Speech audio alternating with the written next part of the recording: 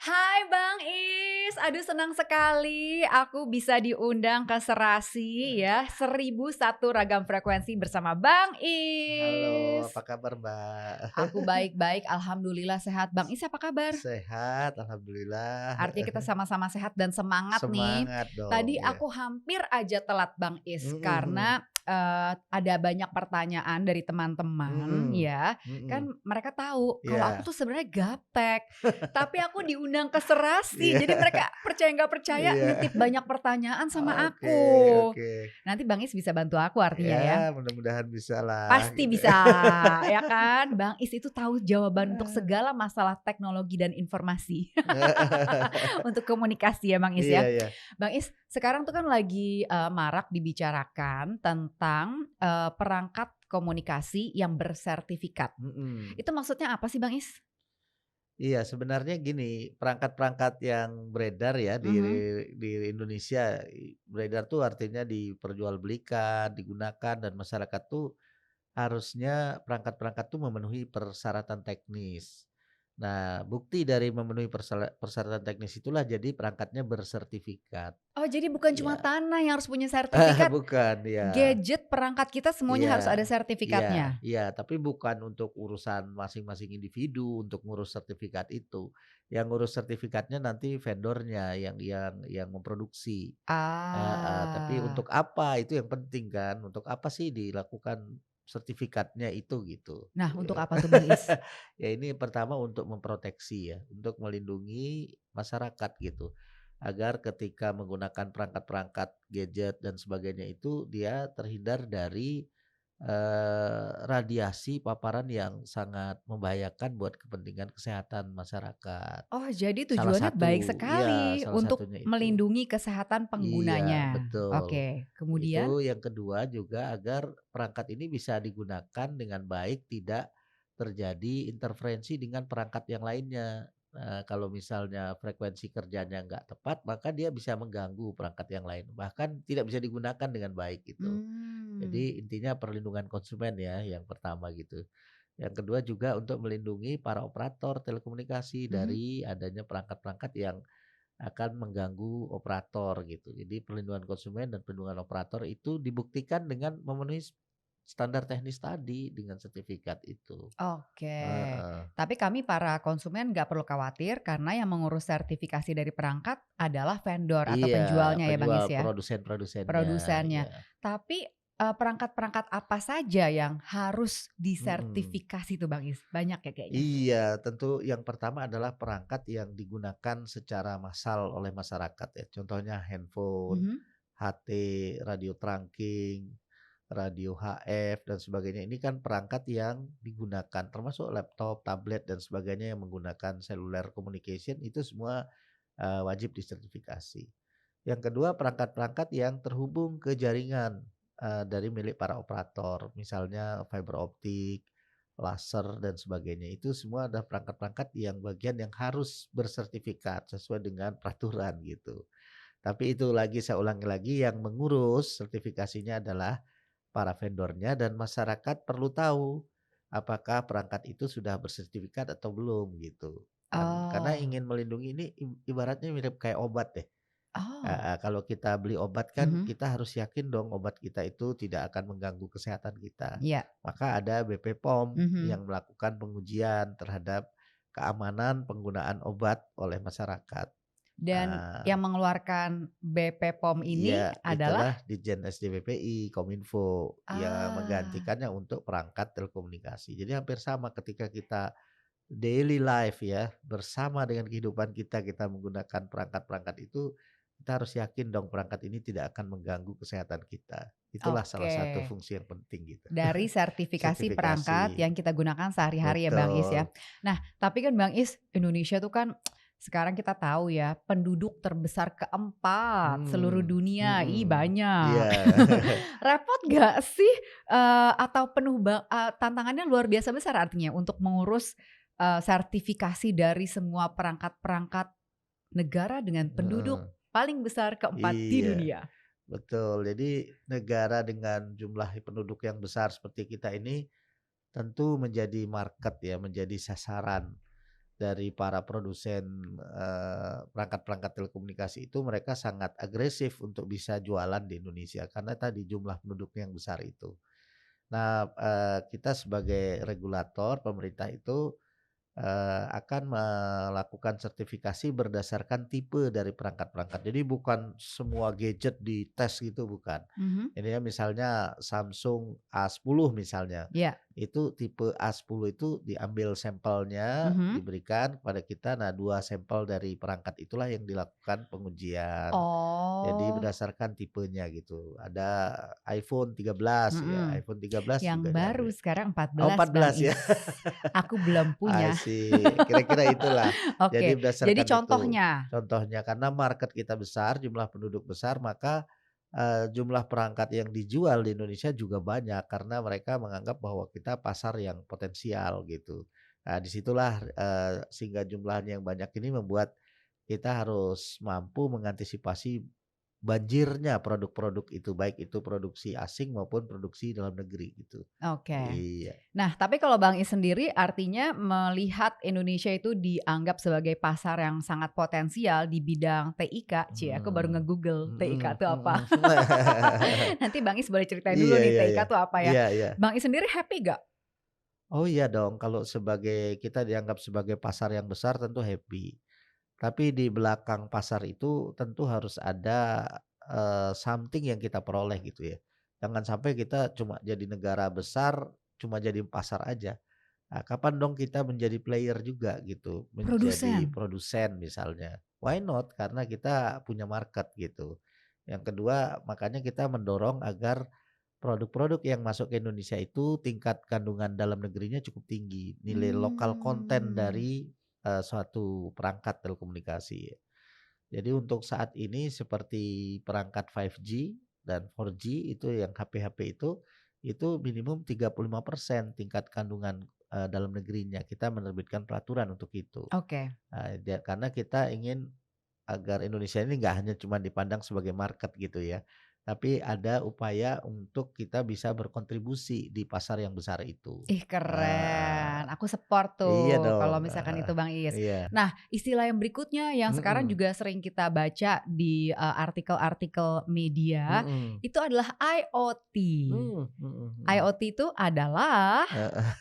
apa Bang Is? Iya, ini singkatan ya, Mhm, singkatan dari Internet of Things. Internet of Ya, Things. jadi, Maksudnya apa tuh Bang maksudnya Is? gini, internet itu dulu digunakannya hanya oleh manusia. Mhm, Jadi manusialah yang berkoneksi ke dunia internet. Sekarang nggak cuma manusia aja, tapi benda-benda, things si pun Things. berkoneksi dengan internet. Jadi, dengan teknologi IoT itu, benda-benda kita ini terhubung ke internet. Contohnya Heeh. AC, yang ada di dinding. AC itu sekarang memiliki perangkat sensor yang terkonek ke internet. Sehingga ketika kita belum pulang rumah, sampai rumah pun udah bisa menghidupkan Oh, AC.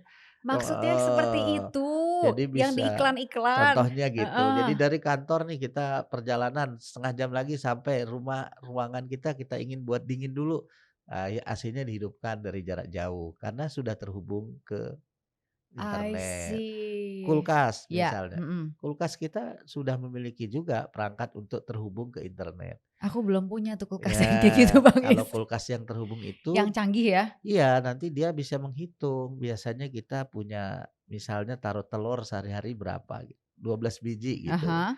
Nah, kalau sudah tinggal 2, kulkasnya bisa order sendiri. Wah, tuh Wow. order order karena telurnya sudah tinggal Oh 2 gitu. wow.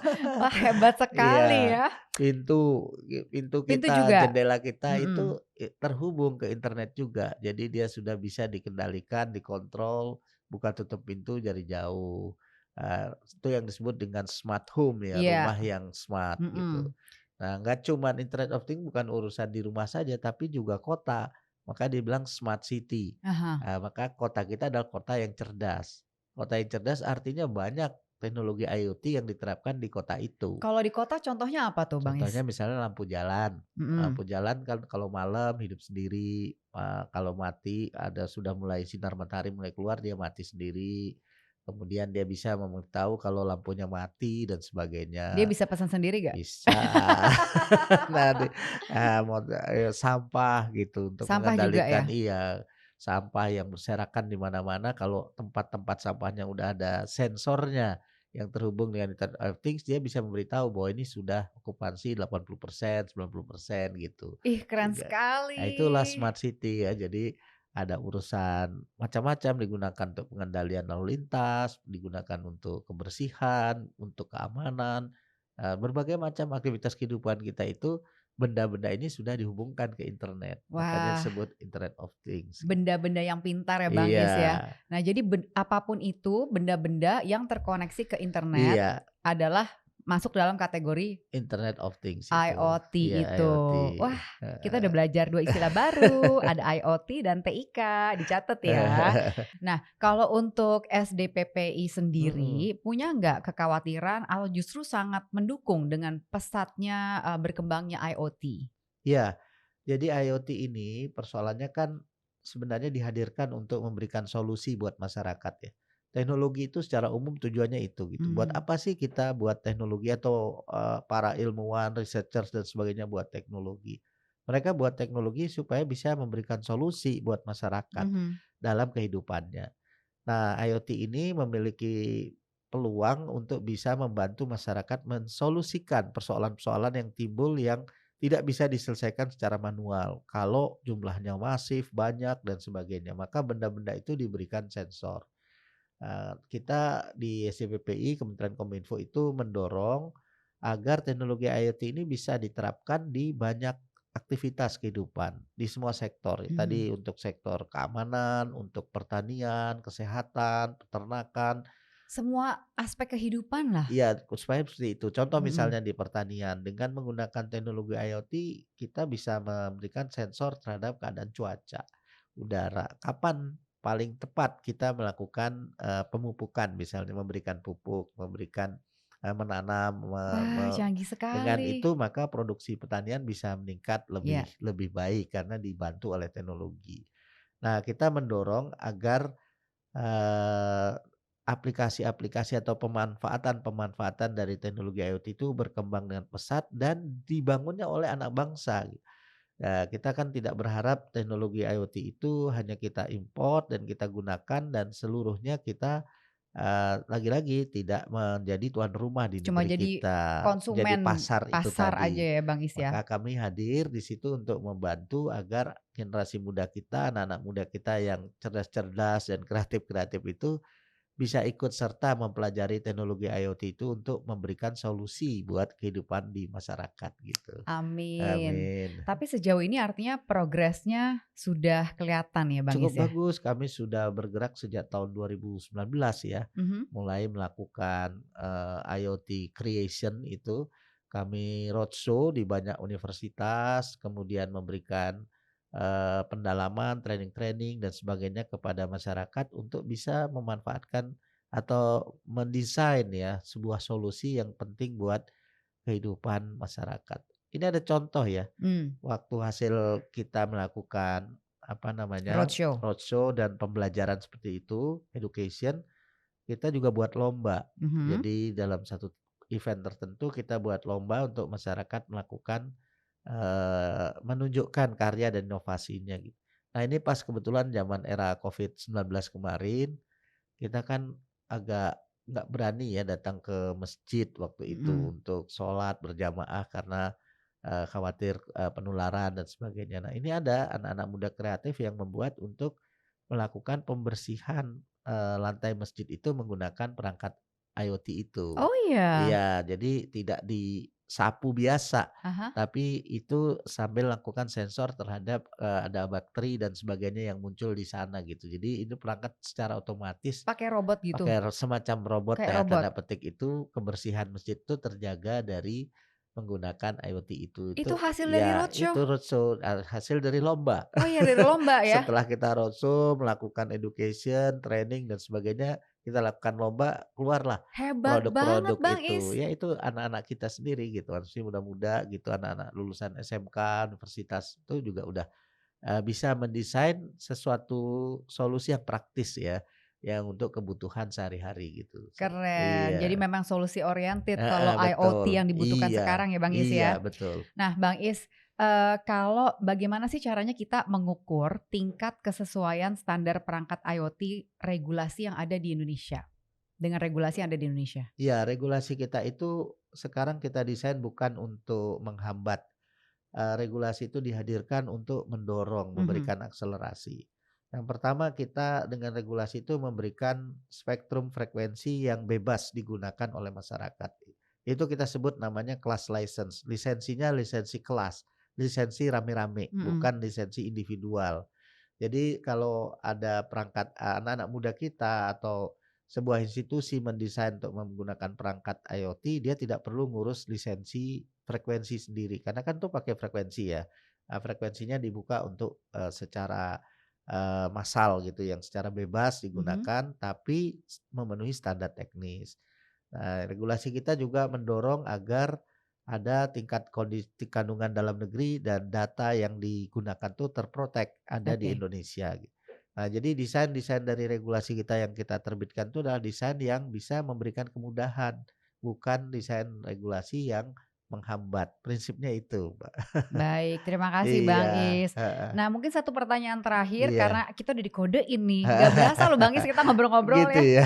Pertanyaan terakhir nih Bang Is nih, Heeh, kalau kami mhm, masyarakat mhm. menemukan perangkat yang tidak ada sertifikatnya, apa yang harus kami lakukan? Ya, itu betul. Jadi itu sebuah alert lah ya, sebuah, bagi kita kalau kita mengetahui ada perangkat yang dijual, kemudian dia belum bersertifikat, kita mesti mikir seperti beli obat tadi.